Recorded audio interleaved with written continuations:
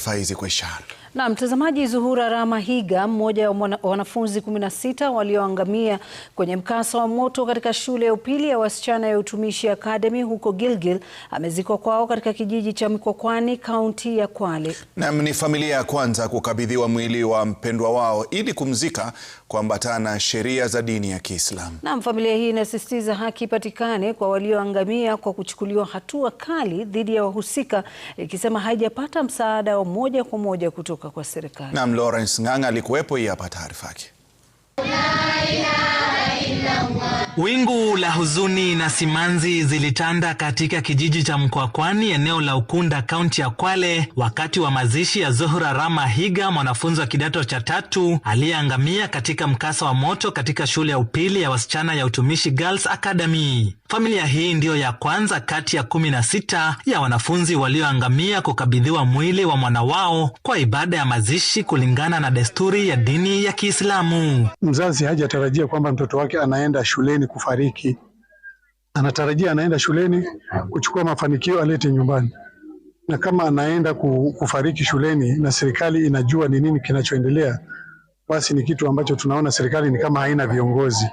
Familia inasema kufikia sasa msaada walioahidiwa na serikali kuu wa shilingi 200,000 haujawafikia, wakisema wamegharamika pakubwa kwa muda waliosubiri mwili wa mpendwa wao na pia kuusafirisha mwili kwa mazishi. Kwa kweli 200,000 si kitu, na hata wapeane milioni ngapi si kitu. Muhimu ni mtoto ambaye amepotea. Kwa hiyo kama wao wana haja ya kusaidia wazazi waliopatikana na mkasa huu, wasaidie, lakini wasiseme wanatoa compensation. Hiyo haitoshi kwa compensation ya mtoto aliyepotea kama huyu wetu Zuhura. Ni nani anaweza kumlipa huyo mtoto? Hakuna. Familia hii ikihimiza hatua za kisheria kuchukuliwa dhidi ya wahusika waliokatiza ndoto za wanafunzi wenzao. Nafikiri kupata haki ni kwamba wale waliofanya tukio hili wanajulikana, na wakisema wanafanya uchunguzi ni kama kupoteza wakati, kwa sababu uchunguzi umeonekana, CCTV zimeonyesha watoto vile walivyofanya, kila mtu ameona. Kwa hiyo ni uamuzi utolewe, kama ni kufungwa wafungwe. Tuhakikishe hawa watoto tunawaongelesha, kwa sababu kile kitendo kulingana na zile CCTV tuliona watoto.